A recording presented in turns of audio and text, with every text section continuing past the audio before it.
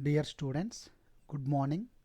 In this lecture, I will discuss about the female reproductive organs. Particularly, we will focus on uterus and its supports. Following objectives will be covered in this lecture.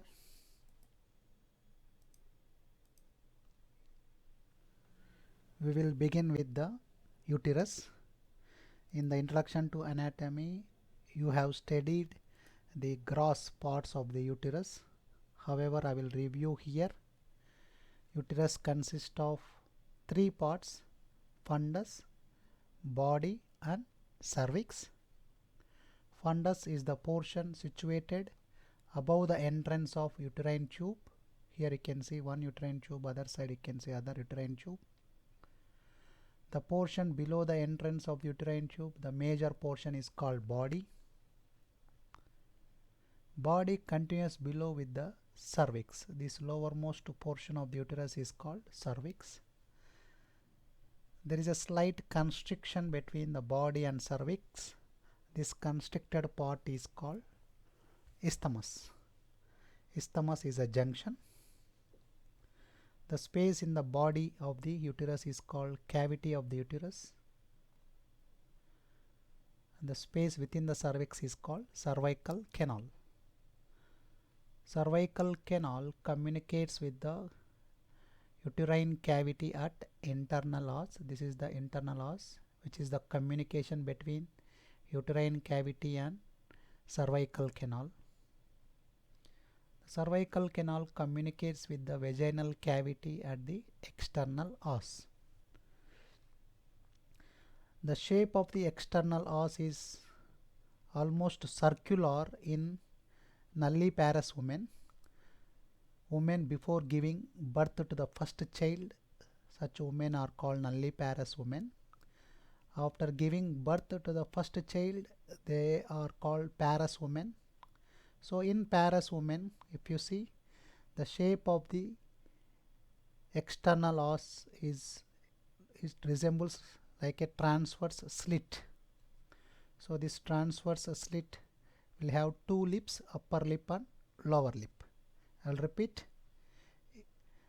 Women before giving birth to the first child, the external os is almost circular. But in parous women, after giving birth to the first child, so it consists of two lips where the opening resembles like a transverse slit. So these are the parts of the uterus. Now when we will move on to the structure, the uterus consists of three layers. From inside to outside, if you trace, the inner lining of the uterus is the endometrium. In simple words, it is the mucous membrane lining the uterus. Then there is a thick muscular layer which is called myometrium, which is made up of smooth muscle fibers. The outer serosa covering the uterus, which is derived from the peritoneum, is called perimetrium. So here you can see there is a pelvic fascia which surrounds the supravaginal portion of the cervix. So this portion is called parametrium. So parametrium is the thick pelvic fascia that surrounds the supravaginal cervix. So now you may get a doubt, what is supravaginal cervix? So here I will explain. So the cervix, if you see, it is projecting into the anterior wall of the vagina, due to which the cervix is divided into two parts. The portion above the vagina is called supravaginal cervix. You can see the labeling here. The lower part of the cervix, which is surrounded by the wall of the vagina, is called vaginal cervix. Hope you understood. I will repeat about parametrium. Parametrium is the thick pelvic fascia which is surrounding the supravaginal cervix as well as vaginal cervix. This whole area is called parametrium. We will move on to the next slide. So after knowing the external feature or gross features of the uterus, now we will discuss about the relations of the uterus. So relations we will describe for the body as well as cervix. First we talk about the relations of the body. You can see in the picture here, this is the sagittal section. Here you can see the body of the uterus, and this is the cervix. Now we talk about the relations of the body. Anteriorly it is related to a pouch, peritoneal pouch, which is called uterovesical pouch. It is a peritoneal space between the bladder and uterus, and also it is related to the superior surface of the urinary bladder. You can make out here. Posteriorly, if you trace, it is related to the another pouch which is called rectouterine pouch. It is also called pouch of Douglas. So it is a wide peritoneal space. So within this space you can see the coils of the ileum and also the sigmoid colon. More behind, posteriorly, the body is related to rectum. On the lateral side, it is related to the broad ligament. You will appreciate this relation in the coronal section. This is the coronal section through the pelvis. So here you can make out the uterus, the body of the uterus, particularly on the sides or laterally. It is related to a ligament which is called broad ligament. I will discuss about this ligament bit later in the coming slides. So within this ligament you can see one artery. The name of the artery is uterine artery, and the artery is accompanied by the vein. So laterally the body of the uterus is related to broad ligament, and within the ligament very closely it is related to uterine vessels, both artery and vein. So if you trace the ligament, inside the ligament you can see the uterine vessels. So that is about the relations. So in relation to the body, you can also note here the opening of uterine tubes. See, you can make out there are two uterine tubes. They are opening at the superolateral angles of the uterus, particularly the junction between the fundus and body. So at this level, where exactly the uterine tube enters into the uterus, at this level the uterine wall gives attachment to two structures. You can make out one structure here, I labeled here, I highlighted. The structure here you can see is the round ligament of ovary. This extends between the uterine wall and the ovary. Even though this is a schematic picture, they have not shown the attachment clearly. This ligament is attached to the uterine wall exactly just below the entrance of uterine tube. This is in the posterior aspect. In the same level, in the anterior aspect, the other side, you can see the attachment of the another ligament which is called a round ligament of the uterus. There are two ligaments, round ligament of the uterus and a round ligament of the ovary. This is the coronal section in the posterior view. That is why you are able to see only the round ligament of the ovary here. In the anterior aspect you can see another ligament that I will show you and explain to you in the coming slides. The name of the ligament is the round ligament of the uterus. I will repeat. There are two ligaments which are attached to the uterine wall on either side just below the entrance of uterine tube. Hope you understood. We will continue the relations. So now we will talk about the relations of supravaginal cervix. The supravaginal cervix, here you can see this is a supravaginal cervix. The anterior relation, if you see, it is related to again the superior surface of urinary bladder, and posteriorly it is related to similar to the body with the rectouterine pouch. Laterally, the supravaginal cervix, I am locating here, this is the supravaginal cervix. It is related to, here you can make out, see, it is related to the ureter. You can see in the picture it is labeled here ureter. Now we'll move on to the vaginal cervix. This is the vaginal cervix or vaginal part of the cervix. As the name suggests, this portion of the cervix is surrounded by the vaginal wall. Now if you see here, there is a space exists between the cervix and the vaginal wall. This space is called fornix. Fornix is the space between the cervix and vaginal wall. This space is there on the anterior aspect, posterior aspect and the lateral aspect. So respectively these spaces on all the sides named as fornices. So there are 4 fornices. Fornix is a singular, fornices is the plural. There are 4 fornices.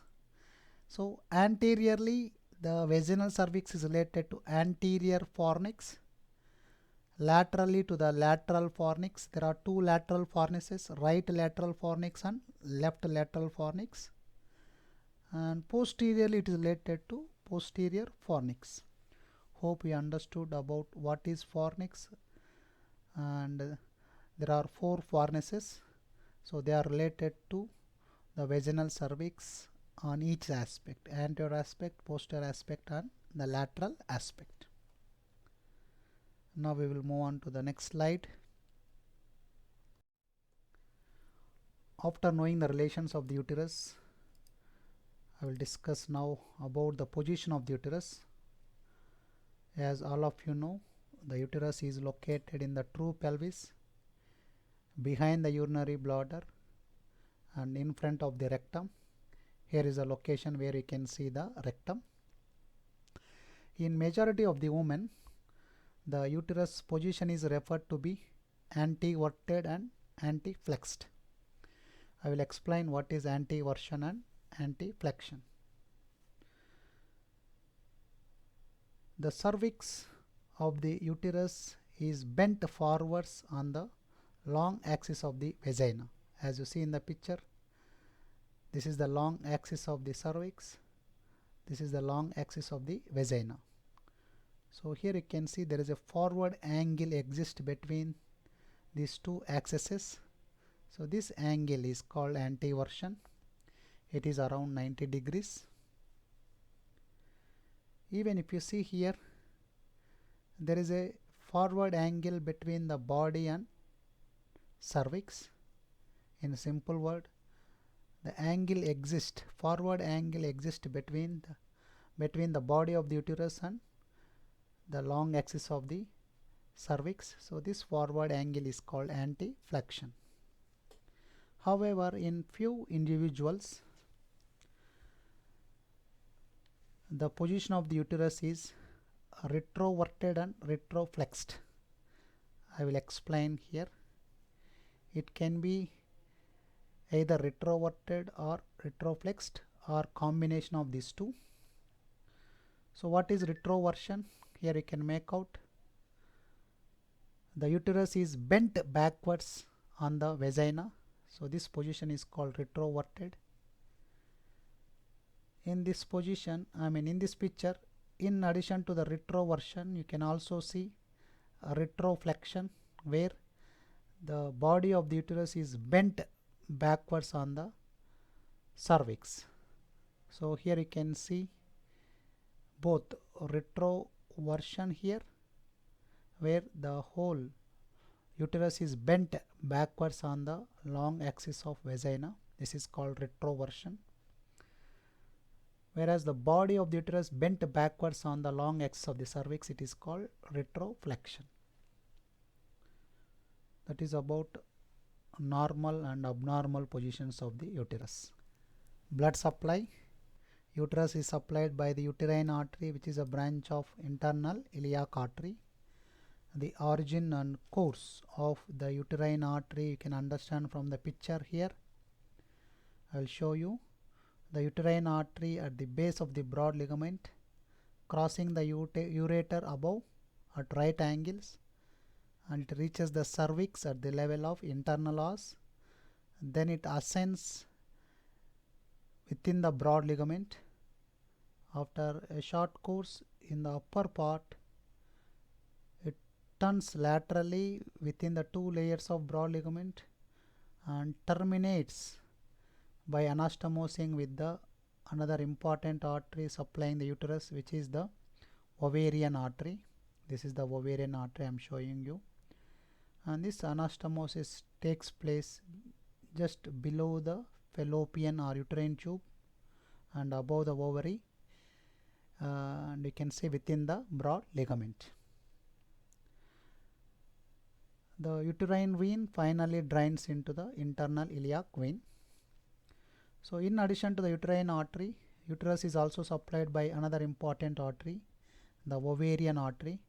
You can make out here the labeling ovarian artery. The ovarian artery is a branch of abdominal aorta. Ovarian vein accompanies the ovarian artery. On the right side it drains into inferior vena cava. On the left side drains into left renal vein. The lymphatic drainage, it is different for the different parts of the uterus. Fundus and upper part of the body drains into para-aortic group.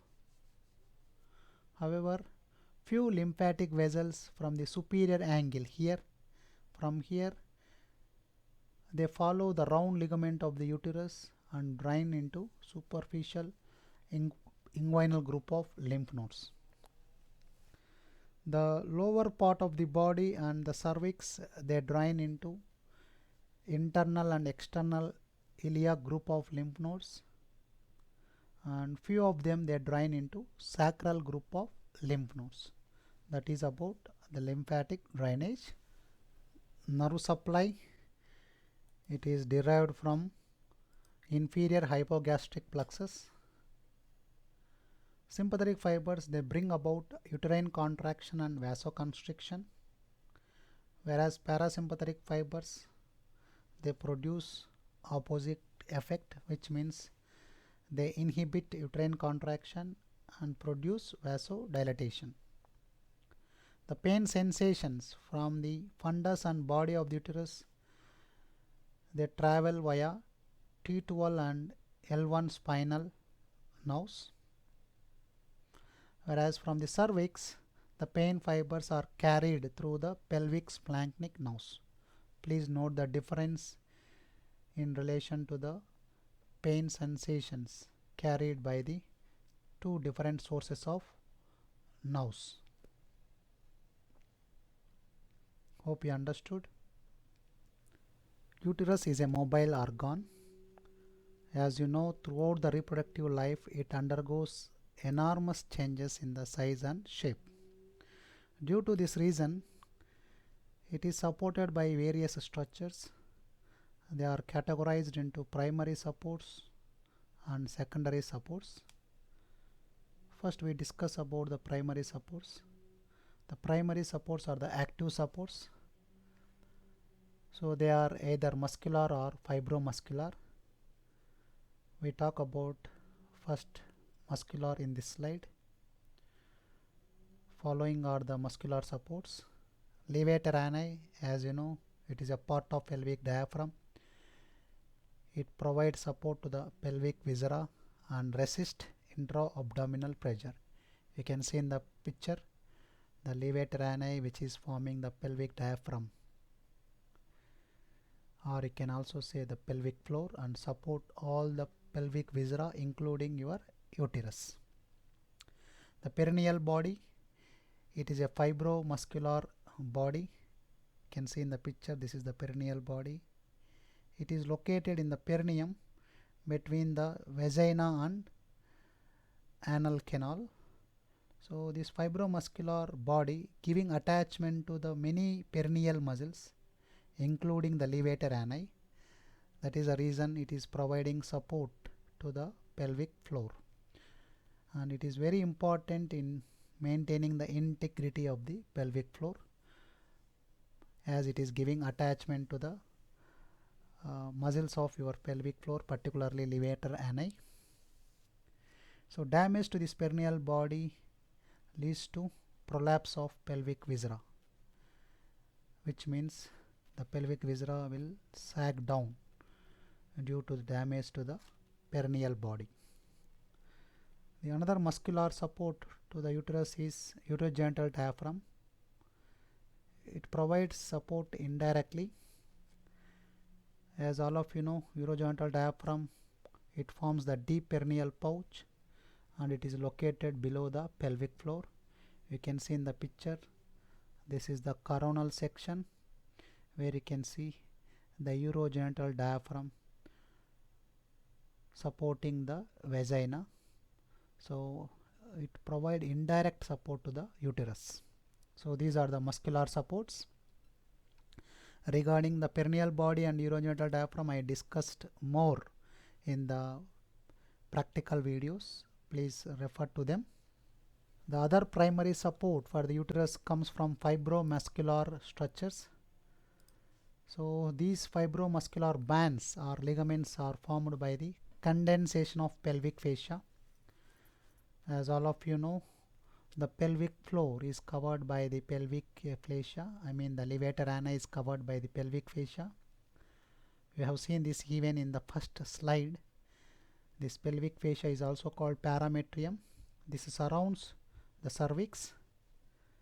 So this pelvic fascia surrounding the cervix and vagina condenses and forms three ligaments: anteriorly, posteriorly, and at the sides. At the sides it is called transverse cervical ligament. You can see here it is attached to the cervix directly, so it is called transverse cervical ligament. This is also called cardinal ligament because this ligament is important while repairing the uterine prolapse. That is why it is called cardinal ligament. Anteriorly you can see two fibromuscular bands. These are called pubocervical ligament, which extends between the cervix and pubis. And posteriorly you have another ligament. You can see in this view here, sagittal section. This is called sacrocervical ligament, extending between the cervix and sacrum. This is called sacrocervical ligament. Even in this view also you can see sacrocervical ligament. So these are the fibromuscular structures formed by the condensation of pelvic fascia. It is also called parametrium as it is adjacent to the uterus. Hope you understood about the primary supports. Now we will move on to the secondary supports. After knowing the primary supports, now we will move on to the secondary supports. So secondary supports are the passive supports. Clinically they are considered to play a little role in the support. They are derived from the peritoneum. Mainly two ligaments. One is broad ligament, other one is a round ligament of the uterus. First we talk about round ligament of the uterus. This round ligament of the uterus, it extends between superolateral angle of the uterus. I will show you in the picture. This is the uterine tube entering into the uterus. So this angle is called superolateral angle of the uterus. So it is attached here, the round ligament in the anterior aspect, and then you can see the course. It runs on the lateral pelvic wall and then it reaches the deep inguinal ring, passes through the inguinal canal, exit through the superficial inguinal ring, and finally attached to the subcutaneous tissue of labium majus. That is the extent of round ligament. So this ligament is considered as a part of gubernaculum. So you will understand this later when you do the embryology. And this ligament is very important to keep the anatomical position, which is the anteverted and anteflexed position of the uterus. we'll move on to the broad ligament. Broad ligament is a double layered peritoneal fold. So it consists of two layers, anterior layer and posterior layer. It extends across the pelvic cavity from the margin of the uterus to the lateral pelvic wall. At the lateral pelvic wall, it continues or merges with the parietal peritoneum lining the pelvic wall. It has two margins, upper margin and lower margin. You can make out even in the sagittal section the upper margin and the lower margin. Upper margin is, you can say, closed, I mean it enclosing your uterine tube, where the anterior layer continues with the posterior layer. At the inferior aspect, or you can say inferior margin, the two layers, the anterior layer and posterior layer, they diverge and then they cover the pelvic floor. And here if you see the posterior layer, it is giving attachment to the ovary. You can say the posterior layer by a short peritoneal fold encloses the ovary. This short peritoneal fold, which is the extension of the posterior layer of the broad ligament, is called mesovarium. In simple words, mesovarium is the peritoneal fold between the posterior layer of the broad ligament and ovary. Hope you understood. I will discuss about the parts of the broad ligament. Here I will give you the orientation in the sagittal section of the broad ligament. As I said, it is a double layered fold, so it has an anterior layer here in front and behind is the posterior layer. It has upper margin and lower margin. Upper margin enclosing the uterine tube. Now in the previous slide also I said the posterior layer is giving attachment to the ovary and the fold of peritoneum is called mesovarium. So all of you understood already what is mesovarium.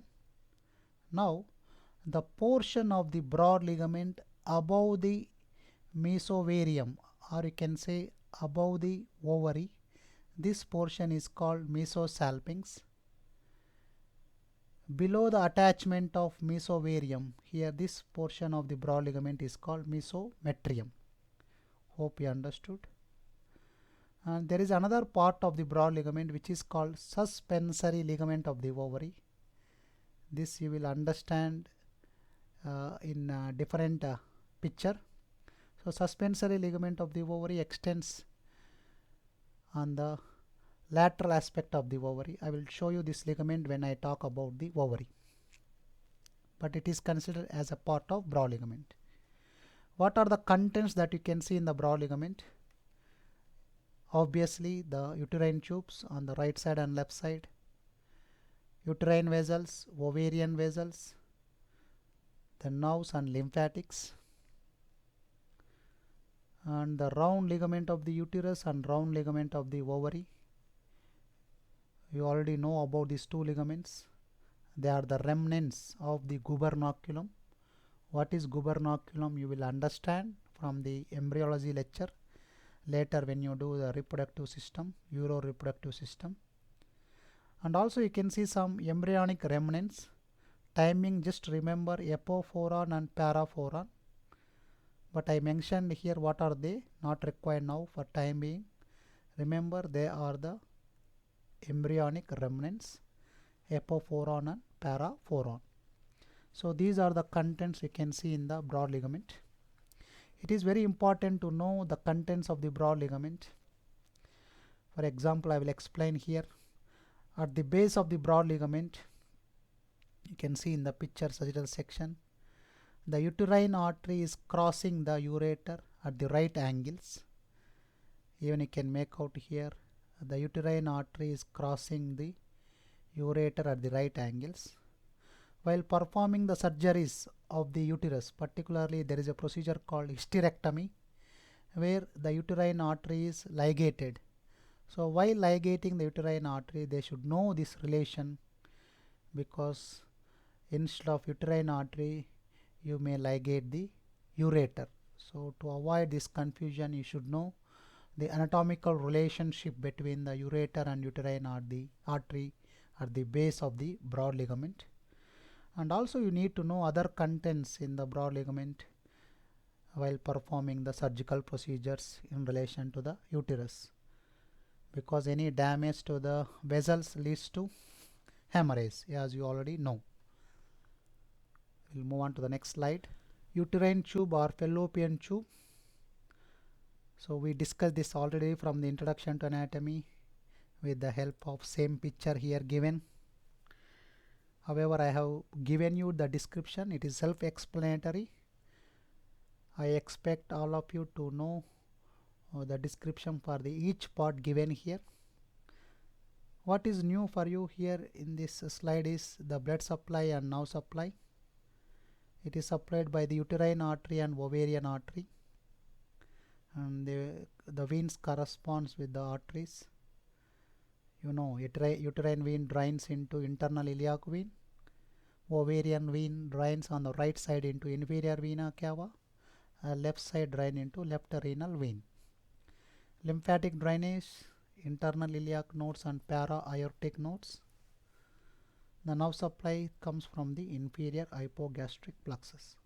How these inferior hypogastric plexus are formed, where they are located, you will understand in the elementary system in the next semester.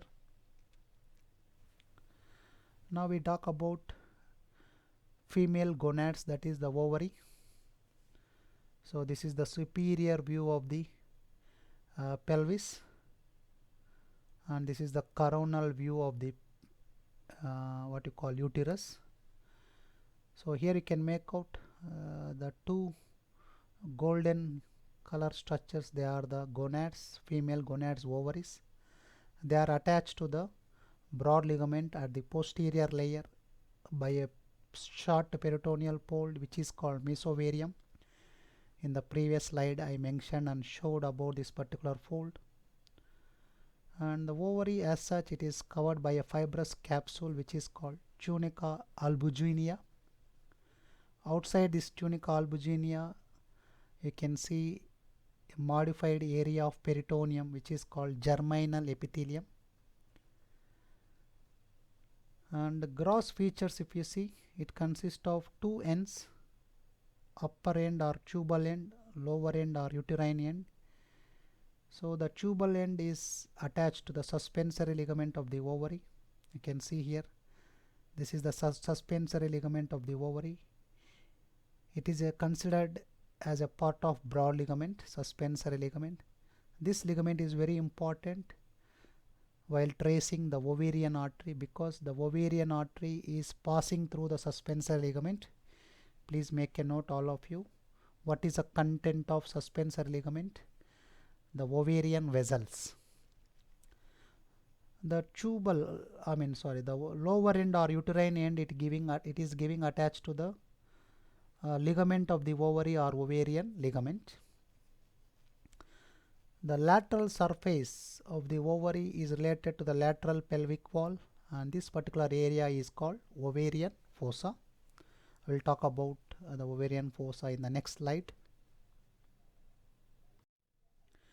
Here you can see the position of the ovarian fossa. So this is the horizontal section. You can make out here, this is the broad ligament anterior layer, this is the posterior layer of the broad ligament. The posterior layer giving attachment to the ovary by a mesovarium. Now this lateral surface of the ovary related to the area in the lateral pelvic wall, this is called ovarian fossa. So ovarian fossa, above it is related to the external iliac vessels, and behind they are related to the internal iliac vessels. Behind it is related to the internal iliac vessels. Even you can understand from here posterior relations. So posteriorly the ovary related to the internal iliac vessels. So why you need to know the ovarian fossa? So while performing any surgeries related to the ovary, you need to know the boundaries of ovarian fossa.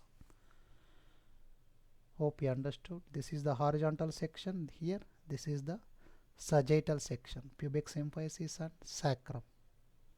Hope you understood. Blood supply. The ovarian artery supplies the ovary. It is a branch from the abdominal aorta at the level of L1.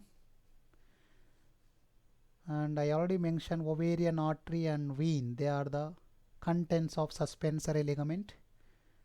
From the suspensory ligament, the ovarian artery, it reaches the ovary within the mesosalpinx of the broad ligament, where it anastomoses with the uterine artery. The venous fluxes from the ovary, they are in the form of Pampiniform fluxes. These fluxes, they form the ovarian vein, which accompanies the ovarian artery in the suspensory ligament and finally drains into the inferior vena cava on the right side, and the left side drains into the left renal vein. Lymphatic drainage to the para-aortic group of lymph nodes. Nerve supply derived from the aortic plexus, and they reach the ovary by passing close to the ovarian artery. That is about the blood supply and nerve supply. So all of you should appreciate the course of the ovarian vessels from the picture, and again please remember, ovarian vessels are the contents of suspensory ligament, which is the part of broad ligament. Infections of female genital tract may cause peritonitis. This is due to the communication between peritoneal cavity and genital cavity. As all of you know, fallopian tube open into the peritoneal cavity at the close to the ovary. Inflammation of uterine tube is called salpingitis. This condition may cause subsequent blockage of the tube, and this is the major cause of infertility.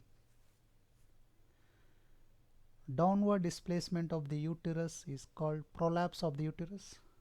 When there is a prolapse of the uterus, it is associated with, most of the times, with the prolapse of vagina.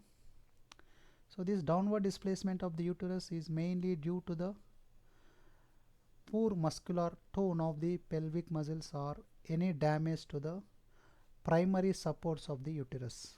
We discussed already the primary supports of the uterus. If there is any damage to any of these supports, that results in prolapse of the uterus. You can see the different stages of sagging down of the uterus and along with the everted vaginal wall. So this condition is called prolapse of the uterus. Ectopic tubal pregnancy, it is the abnormal implantation of zygote in the uterine tube. Usually after fertilization, the zygote, it passes through the fallopian tube to reach the uterine cavity for the implantation. If there is any obstruction in the fallopian tube, the zygote cannot travel the fallopian tube to reach the uterine cavity. In such cases, when the zygote reaches the blastocyst stage, it gets implanted in the wall of the fallopian tube.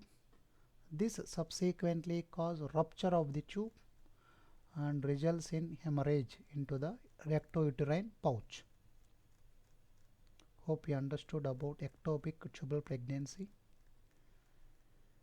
There is a procedure called tubal ligation, which is performed as a permanent birth control method. This procedure is involved the ligation and division of uterine tube. It can be performed through the open abdominal surgical procedure, as you see in the picture, where the incision is given in the suprapubic region, and then the portion of the tube is removed and the leftover portions are ligated. There is another procedure where it is a laparoscopic guided procedure with a small incision at the level of umbilicus. They reach the fallopian tube. The instrument reaches the level of fallopian tube, and they apply a ring or a clamp over the fallopian tube and obstruct the cavity of the fallopian tube. This is another procedure. So these are the two procedures used to ligate the fallopian tube. Hysterosalpingography. This is the radiographic procedure used to test the patency of fallopian tubes. So in this procedure, they inject contrast medium and then they take the antero-posterior radiographs. So when you see the antero-posterior radiographs, as you see in the picture, the dye outlines the uterine cavity as well as the fallopian tubes. If the tubes are patent, the dye will spills in the pararectal fossa because of opening of fallopian tube into the peritoneal cavity. This procedure is usually performed, as I said in the beginning, to test the causes of infertility. For example, if there is any blockage in the uterine tube, and also to see is there any anomalies in the uterus or any mass in the uterine cavity. And we have seen some of the hysterosalpingography or graphic images in the practical x-rays. This is about hysterosalpingography. Bimanual pelvic examination of the uterus. So this procedure is usually performed to see the state of cervix, uterus and fallopian tubes and also the ovaries. If you see the procedure, two gloved fingers of one hand will be placed in the vagina and the other hand will be placed on the anterior abdominal wall. As you see in this schematic picture, the bladder should be empty. So with this examination, when you place the fingers in the anterior fornix, you can identify the anteverted and anti-flexed uterus, and also you can see the fundus and body. If there is any abnormal position of the uterus that you cannot palpate when the vaginal fingers are in the anterior fornix, but when you place the fingers in the posterior fornix and if you are able to palpate the uterus, that means the uterus is abnormally positioned, that is retroverted and retroflexed. Hope you understood. In this lecture you also should know about the vagina, one of the female external genitalia. Most of the parts of the vagina and its location mentioned clearly in the practical video. However, I haven't mentioned the relations. The relations are described with respect to three different parts of the vagina: upper part, middle part and lower part. And you can correlate these relations clearly from the picture given here, the sagittal section. Hope you will be able to understand from the picture, and it is self-explanatory. I am giving you this as assignment. Here I would like to emphasize one point. The upper half of the vagina is above the pelvic floor. The lower half of the vagina is located below the pelvic floor, so that you will be able to understand the relations clearly. And the lower part of the vagina, it is passing through the urogenital diaphragm, the deep perineal pouch. So the rest can be identified easily from the picture. Vagina is supplied by the branches of internal iliac artery. You can see them, and they drain into the internal iliac vein. It gives a specific branch, the internal iliac artery, which is called vaginal artery, particularly to supply the vagina. The lymphatic drainage mentioned here, you can understand from the description. The nerve supply is same with that of uterus. I mean, the nerve fibers derived from the inferior hypogastric plexus. There is a procedure called culdocentesis. So in this procedure, as you see in the picture, needle is introduced into the pelvic peritoneal cavity, particularly into the Douglas pouch of Douglas. And here you should understand that the needle is passed through the deep posterior fornix. Among all the fornices, the posterior fornix is very deep, and it is very closely related to the pouch of Douglas. So if there is any fluid, either it can be blood or pus, and this such fluid is usually aspirated by performing this procedure, culdocentesis. And prolapse of vagina, I already mentioned, it is the sagging down of the vagina. So usually it is associated with the prolapse of uterus, as both are supported by the same structures. So in this lecture I explained about uterus, and partly about the ovary and fallopian tube, and bit about the vagina. Mainly you need to know the blood supply, the nerve supply, and the supports of the uterus, and the clinical anatomy related to the fallopian tube and uterus. Thank you very much.